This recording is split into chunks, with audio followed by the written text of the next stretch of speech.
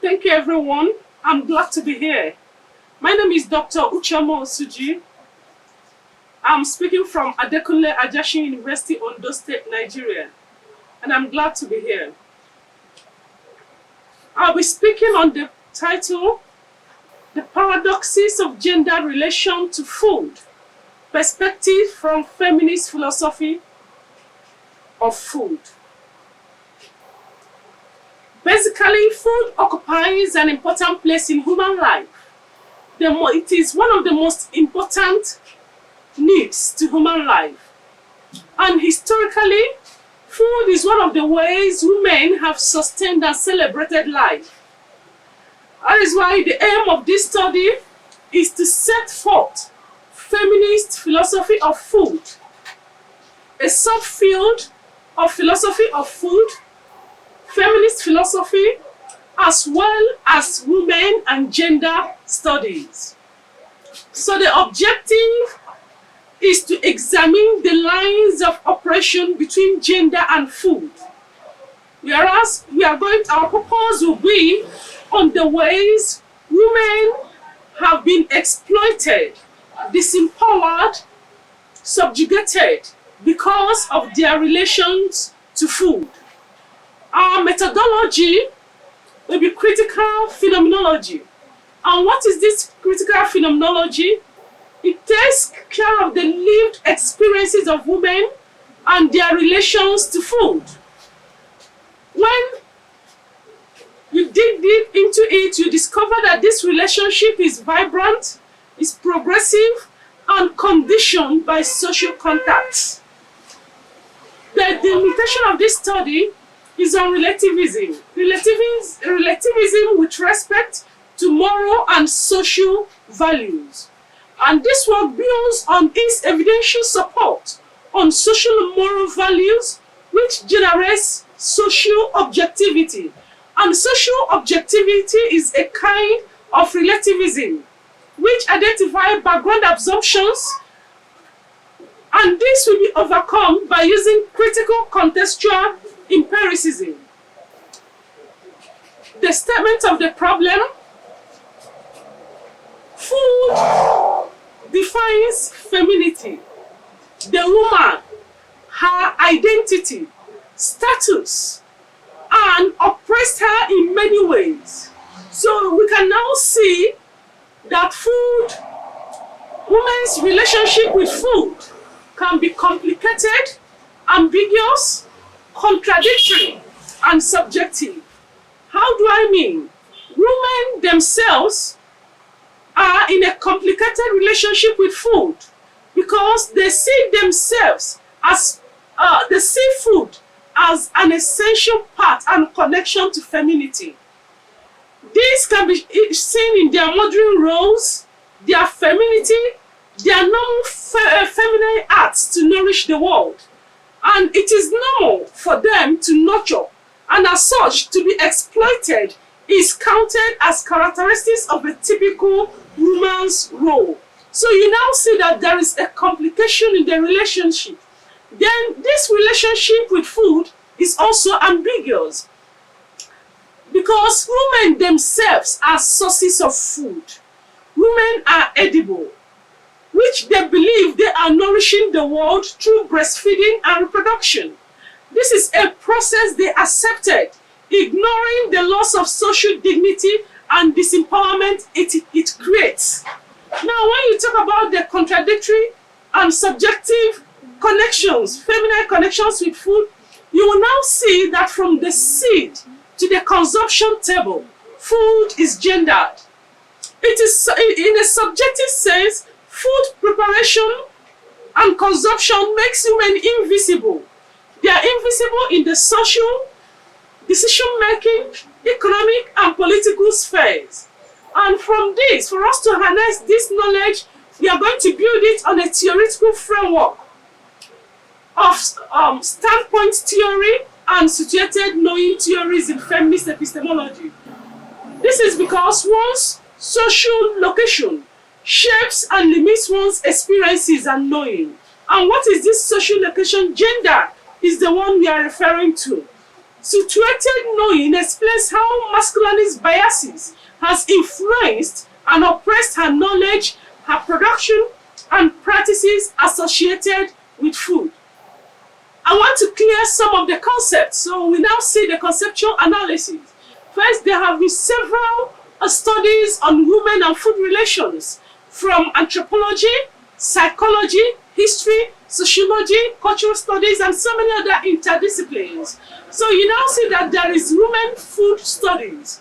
Women food studies examine how women contributed to food development and well-being. And these women food studies has led to the development of home economics, which is a dignified discipline for women and food studies. Then we have feminine philosophy of food, which captures the views that there exists specifically women's way of food relations. That is the ethics of care and nurture. Then we now have the feminist philosophy of food, which examines the connections between power relations of gender and food. So feminist philosophy of food is broad in the sense that it examines the lines of operation between gender and food. Now move to the justification and significance of this study. The core values of Marxist standpoint theory argued that sexual division of labor was a primary social divider. Yes, the challenges food creates in the society shows that food is a primary social divider from its production to its preparation, distribution, and even consumption. And food knowledge and its origins comes from communities and communal living. So communities are primary epistemological agents and standards of evidence on food. And this means that communal analysis offers useful explanation to feminist understanding of food production as communal practice, power relations, and epistemic import. The justification of this study is that it provides ground for contextual empiricism. Knowledge here is harnessed using critical phenomenology, which allows delineation of facts from social values, norms, culture, and practices using phenomenological research. And this also provides evidence for social objectivity. On the literature review, there are several literatures that we used during this study, but we discovered that feminist philosophy of food is interested in challenging the contexts of operations of women within food studies, productions, and food pathways. So what we did now is to synthesize the limits of food studies and recover all the neglected and undervalued food ways and writings that may contribute to our understanding of oppression. People have been writing on women, on food, but there are limited literature, so we are going to fill the literature gap in the study of the connections between food and gender. So let's move to the discussions of the findings and problems. So we discovered a lot of things which I've categorized in 6 parts. The first one is canonical repression of feminist epistemology, history and science of food. Then the connection between women and food production. The third is the women's bodies and food relation.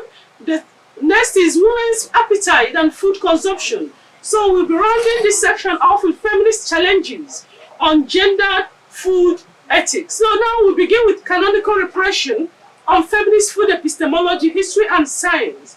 So traditionally, the woman is the custodian of food, spices, and customary recipes. So she has acquired certain epistemic advantage in the traditional society. Then what happens? Because she is the custodian of this food, there exists a repression of women's knowledge of food.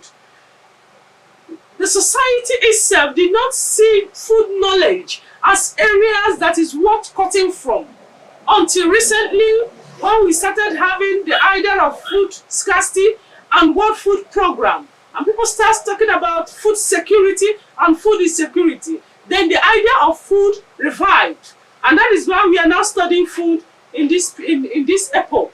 Now the next problem about this canonical repression of feminist food and epistemology is alienation. The relationship between women and food. Women has been alienated from food. How do I mean? The seed. In the traditional society, women are the custodians of seed. They study weather, they study when to plant and when to sow. But now, there is a shift of food, of seed, and overall knowledge from women's domain to corporate, scientific, and government domains. Now, those seed now are not in women's hands. The scientists, the food scholars, government, the corporate bodies have taken the knowledge of food from women. They have taken it to laboratory, and now we are talking about improved varieties. We are talking about nanotechnology, genetic modified food, and what still is that these knowledges about this food and these seeds are now patented and surnamed generic engineering. Then what happens to the custodians of this knowledge on seed, this knowledge on food production? These women were left alienated from their discovery, from what has been handed over to them from history. And they are being exploited, alienated. And what we now know, women are unacknowledged. Seeds now are non-renewable. You buy seed in the market, the next planting season, the seeds cannot germinate because they are non-renewable. Food now is in the hands of corporate bodies. Human food is now manipulated and monopolized. Then another problem with this canonical repression, you see it in written books on food. Women has written a lot of books on food. You will see them in cookery books, recipes, menus, food and well-being, and so many. But these books has not gained patriarchal recognition. So what do I mean? These books has been repressed. They were not recognized by patriarchal literary establishment because it is a gendered role. So an important aspect of these cookery books and recipes is that they are forms of self-expression, and they are advancements in food science, in nutritional and health researches. But these books we are not recognized by practical literary establishments. So they now see it as mere domestic books. But these books actually are rich sources of academic investigations which establish women's culinary autobiography and autoethnography as canonical literatures on food, epistemology, and science. So now let's look at another perspective, the connection between women and food production. We will now see that food production is an informal economy. Because it's an informal economy, women has been exploited, subjugated in this food production economy. First of all, we begin with domesticity of women. You now see that the woman's identity, her character, description, and overall community acceptance is rooted in cooking. That is why we now have, when they want to describe a woman, they say she's homely, she's a good cook, she's kitchen staff. All these things are ways of repressing or demeaning, subjugating the identity of the woman. The woman is being domesticated now. And that is why you have domestic housewives, you have domestic maids, you have labor, domestic, all sorts of things. But women are now domesticated because of their relationship with food, family, cooking, feeding, and every other thing they have to do with food. Now you have the household economy. When you look at the household economy, most women in traditional societies, even now, plant gardens. The gardens they plant, they use it to sustain the family. It is not for gain. They use it as part of the family economy. And this generates perpetual inequality because there is no wages. Their efforts and time is part of the family's effort and time. Then the next one about food, women's connection with food production is women laborers. Most women are laborers. They don't have any other thing else to do than to work. And she is paid as a woman whose effort is comparatively minimal to the masculine outcome. So she encounters a lot of loss of entitlement in labor, land rights, gender distribution of means of production, and capital, low wages, and unemployment. You see a lot of these laborers, many of them are even dehumanized because they feel that their livelihood depends on the labor. Then another important aspect of women and food production is in the farm. Women are victims of farm violence and loss of life. In the course of this research, I discovered that most women have been raped in their farms. Most of them are victims of wild animal attack. Most of them have been killed in the process of farming. But one thing is sure, when they die, their death is not accountable. So this thing is an area of research that people need to go in and research. Women being victims of farm violence. And another important thing is to know that the farm is an ungoverned space in the world. What do I mean by an ungoverned place? It is a place where recognized state security institutions can exercise minimal full sovereignty. So women who are victims of farm attacks are minimally reported. Even their deaths are unaccountable. Then you talk about food business and jobs. You see, women are the custodians of food businesses. From the rural areas to the urban areas, it is the woman that takes care of trading, buying, selling of all foodstuffs. Now, you see these women, they even hawk food. In Nigeria, there is this popular mama put. People go to mama put shop to buy, instead of going to touch restaurants and expensive eateries. They prefer to go to mama put where food is more affordable. So you see that women take care of, they are even the restaurant attendants, they are more of the waitress in the restaurant. This means that the feminization of food workforce is what we experience globally. And because food workforce is feminized, the wages are low, then there is extreme segregation because they are categorized as no skills. They live on a non-union orientation. So you now see that women are victims of low wages experienced in food businesses and jobs. Then I also want to say that women are the most insecure, food insecure people because of their body build-up, their conditions, pregnancy, allergy, cultural restrictions placed on them. You now see that availability, food accessibility becomes an issue associated with women. Now let's talk about women's bodies and food relations.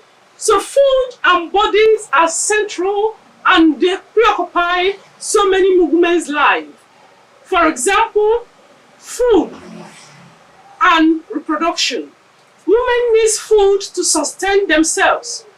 Women need food when it comes to nurture, fertility, pregnancy. What is emphasized is what should the woman eat in order to be fertile. What will she eat in order to sustain the fetus? Nobody talks about what her body needs. The concentration is on the fetus. So women's bodies, because of their nature, they are also connected to food in reproduction. Women themselves are sources of food. For example, breastfeeding. Women are edible. People, their babies, their young ones feed from them. And that was why we say women, that the relationship between women's bodies and food is ambiguous. Then in some religions, women are mostly considered appropriate for satisfying the hunger of the gods. Especially virgins and pregnant women are usually offered in traditional and natural religions. Women are victims of rituals. Women, their body parts are used for rituals. So all these calls for interrogation, for global intervention, and for a demand for justice for women's food. Then we have to discuss about women's appetite and food consumption. Because the woman too, her relationship with food comes in form of her appetite and the way she eats. First of all, the woman's body, her bodily beauty, her health, her weight purposes affects the way she eats. And that is why we can say that food itself creates anxieties and unhappiness of women and oppress them. So sometimes you see women's bodies as sources and symbols of their subordination and sexual abuse. So the moment a woman is subordinated or abused, she will refuse food. So she uses her refusal to food as a tool for request for her justice, for self-expression, for empowerment and political representation. For example, we have the Aba Women's Riot in Nigeria. We also have the Port Harcourt Women's Riot in 25th of February in the course of trying to demand for a just election. We also have the Pakistani women who were protesting to the Israelis so that they will release their children held in the prison. So women has used their appetite, food consumption rate to ask, to demand for justice and political representation. Sometimes painful childhood sexual experiences are seen in starving. The girl child will starve herself to show that there is sexual abuse, societal injustice. That is her survival strategy and evidence in order to demand for justice. Now, all these things, women's appetite, consumption, food consumption and eating has been politicized. We now see that women's food eating and disorder has been politicized by masculinity and patriarchal bias. The definition of thinness is an example of power relations between women and men expressed through construction of women's bodies. The preference for thin body and fat body is a masculine setup so that the women that have given birth can be striving to be thin, in as much as being thin is a model, is a beauty ideal. So it has affected women's eating disorder, compulsive dieting, over-exercising, the thoughts of self-punishment, fat, frustration, anger. These are how the woman has been living in order to meet up with the demands of body beauty. Then in line with this, you now see that there is another relationship between women and food. I try to capture it as the challenges of gendered food ethics. Now, what is it all about? The ethics of care. The burden of care is more on the woman, from pregnancy to nurturing. The whole burden is on the woman. So it becomes her way of life. It becomes the way she is classified, the way she is characterized, being a good woman and suffering, carrying the burden of care. And my argument here is that it is only within the society of equality that equality and freedom, that woman can be cheerfully identified as a caregiver. Otherwise, she suffers. So if the society is not equal, does not promote freedom, the woman is not enjoying the care. The existentialist principles of toleration, peace, love, self-sacrifice, togetherness has been established through the woman's connection with food in families. But these essentialist principles cannot be harnessed because it is a gender domain, and people will be saying it is only within the family. But no, these principles can be harnessed and used as global principles so that the world will have peace. The next is the family. I think the best way to understand the conception of the family is through food preparation and nurturance. So the family and its roles is gendered, and it means it revolves around food and women connections. One will think that the work of feeding is invisible, but it is a major physical and mental labor, a social practice defining the meaning and existence of family.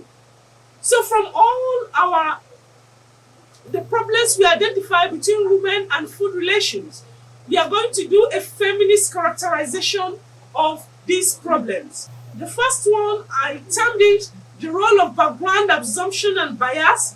The second one is the marginalization of women and feminine food epistemology. The next one is contextualism in food epistemology. Then we have to interrogate the margins between modernity and tradition in food and foodways. Then we have to check for accountability and contexts of operation between women and food relation. Let's begin with the role and background of assumptions and biases. Now, patriarchal cultures and narration has distorted the woman's relationship with food and builds ideas around femininity that represents her as subservient, demure, and domesticated behavior. For example, within patriarchal cultures, food preparation, the arts of food practices is a socially accepted part of the feminine cultural training. So if you're a woman, for example, from my place, and you don't know how to cook, you are not a woman. And sometimes women are characterized because of food. She's a good cook.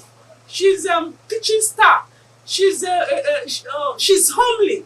So those characteristics are stereotyped gender norms that has influenced women's relationship with food, social life, marriage, home, parenting, upbringing, definition of women. For example, if she doesn't know how to cook, they will say she's not a caring woman, the homely woman, and opposites, everything. So food is not just an ordinary mundane item. It says a lot about family, identity, the woman, society, expectations about sexuality, gender roles, race, social hierarchies, power, and ability. Then you talk about the marginalization of women and feminist food epistemology. So we talk about food. Food says a lot about emotions, about self-expressions.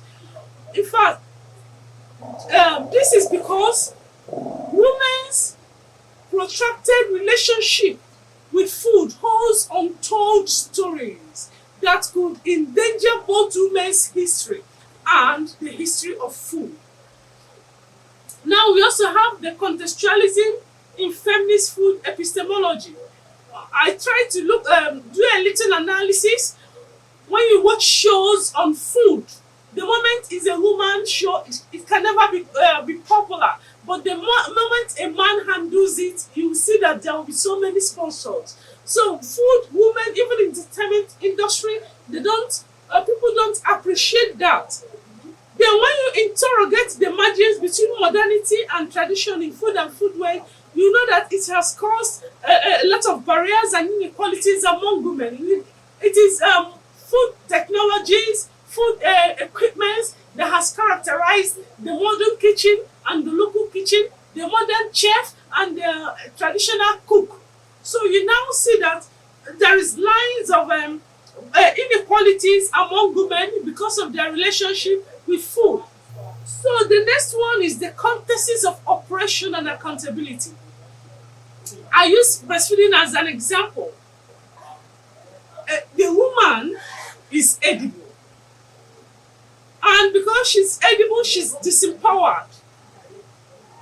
Breastfeeding gives account of the carnality of motherhood, the traps, the embodied feminine experiences. So this experience is complex, is subjugative, and is ambiguous for women, not just on their personal experiences.